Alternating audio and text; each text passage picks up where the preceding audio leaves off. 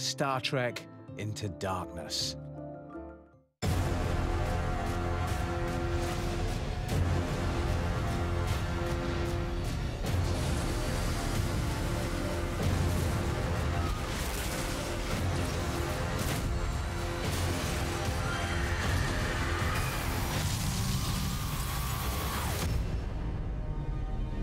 So, shall we begin? The first and most important thing for me was I wanted to make sure that the movie felt like it was its own movie, that you didn't need to see anything, certainly not the old TV show.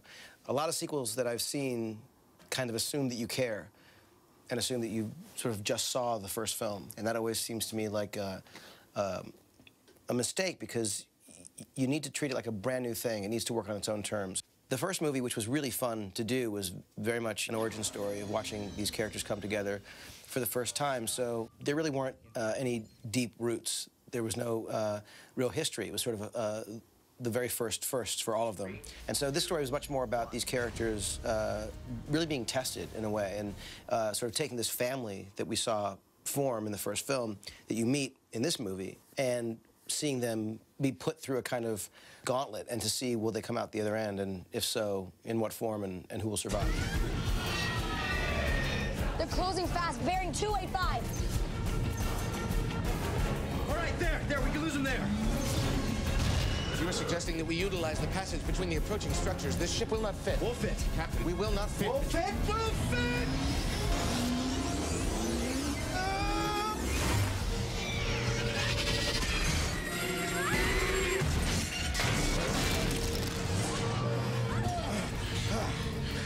I told you we fit. I am not sure that qualifies. I think what you might find surprising is how relevant the story is. That you know, you think Star Trek, and I think, at least I used to think, oh, sort of crazy science fiction, that's sort of another thing.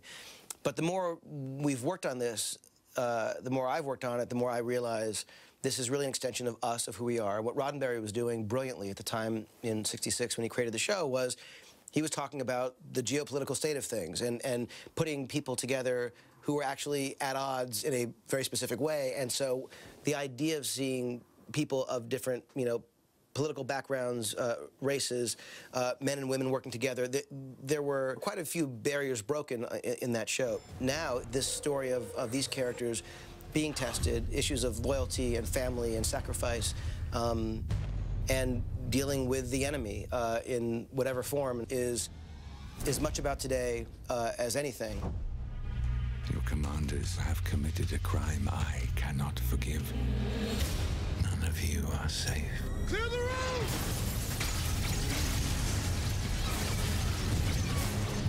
Have I got your attention now? One of the great things about working with, you know, Eric Bana on the first movie is that he played Nero, who was this great, perfect bad guy for that movie, because he was just a raving lunatic. He was just a furious ball of revenge.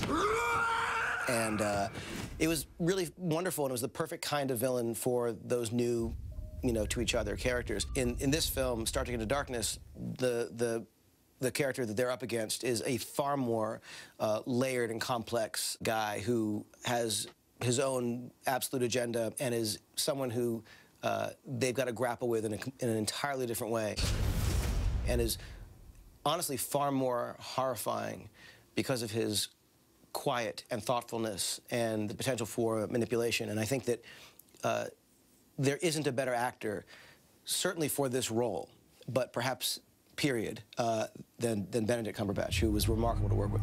Enjoy these final moments of peace. Immediately when he came on set, it was on, and like everyone just was on their A game at all times. Like no one was slacking, because there was something about Benedict's, you know, focus and his presence that really just helped challenge everyone to do the best possible job. It was awesome. I am better. At what? Everything. Kirk and Spock definitely have their issues in this movie, and the fun of watching that play out is that it's against a pretty extraordinary backdrop. So the movie is constantly in this bizarre tightrope act, where you're sort of, you know, on the one hand you've got this unbelievable scale and scope, and on the other hand you've got this, you know, often very funny and odd sort of intimacy. So the idea of balancing both of those things is kind of the primary challenge of a movie like this. The heat's frying his comms, but we still have contact. Spock, nobody knows the rules better than you, but there has got to be an exception. None.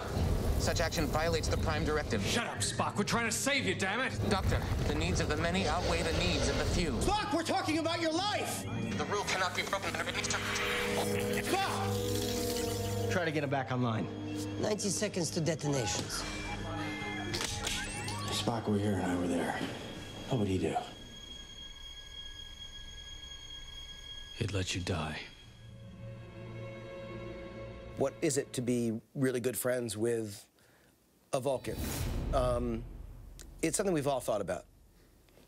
But what is it like to date a Vulcan? You know, Uhura and Spock were an item in the first movie. What is that really like? You know, why would anyone choose as a partner someone who chooses not to feel? And that must become an issue at some point, and it does. We're gonna do this, we gotta do it now! You ready to swim?